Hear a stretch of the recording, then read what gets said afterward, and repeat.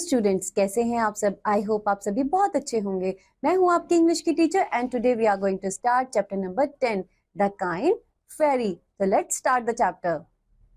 There was a forest on hillside. There was a peace because of pine and eucalyptus trees that grows there.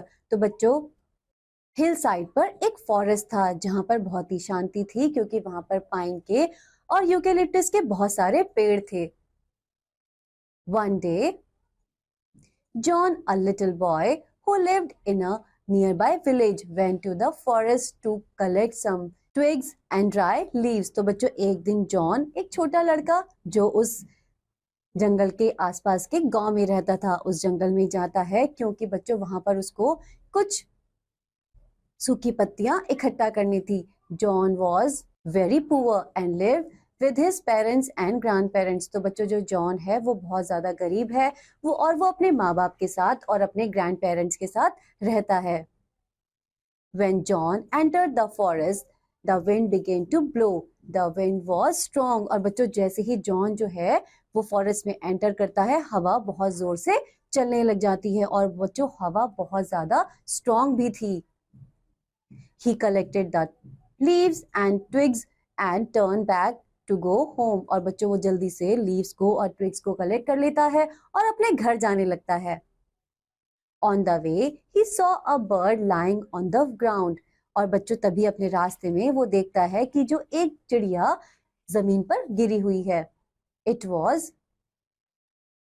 fluttering its wings in pain. और बच्चों, वो देखता है कि वो चिड़िया है वो अपने पंखों को दर्द से फड़फड़ा रही है। John went to the bird and found that it was wounded. It was bleeding. और बच्चों, जब तभी जो है जॉन उस बर्ड के पास जाता है और देखता है कि उस बर्ड को ब्लीडिंग भी हो रही थी।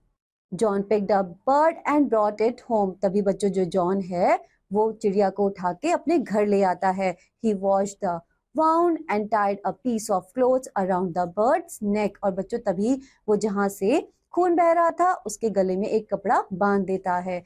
He gave it some grains to eat. और बच्चों, वो चिड़िया को खाने के लिए कुछ अनाज के दाने भी देता है।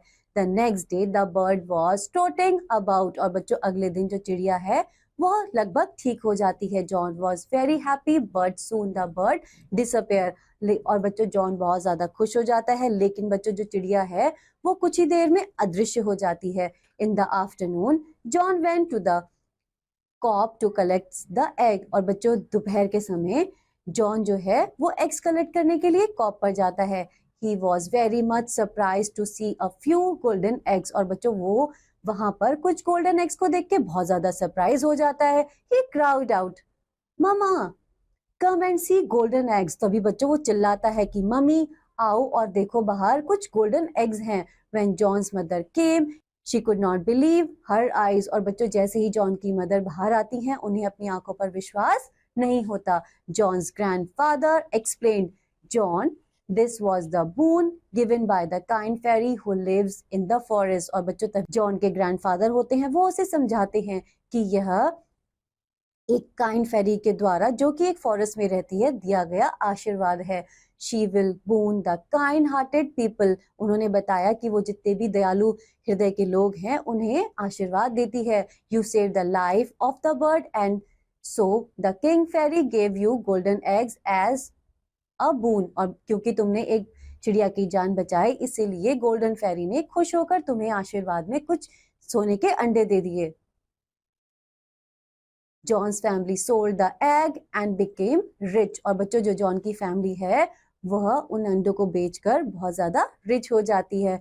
Now their bad luck had come to an end. और उनका जो दुर्भाग्य है वह हमेशा के लिए खत्म हो जाता है। तो बच्चों, देखिए कैसे जॉन ने एक बेचारी चिड़िया पर दया करी और यह देखकर काइंड फेरी बहुत ज्यादा खुश हो गई और उसे आशीर्वाद के तौर पे बहुत सारे गोल्डन एग्स दे दिए जिससे उनका परिवार खुशी खुशी रहने लगा। तो बच्चों, इस कहानी से हमें ये शिक्षा मिलती है, हमें हमेशा जीवों पर दया करनी चाहिए क्योंकि बच्चों दया का फल हमेशा मीठा होता है। आई होप आप सभी को ये चैप्टर बहुत अच्छे से समझ में आया होगा। अब हम मिलेंगे नेक्स्ट चैप्टर में, तब तक के लिए बाय बाय।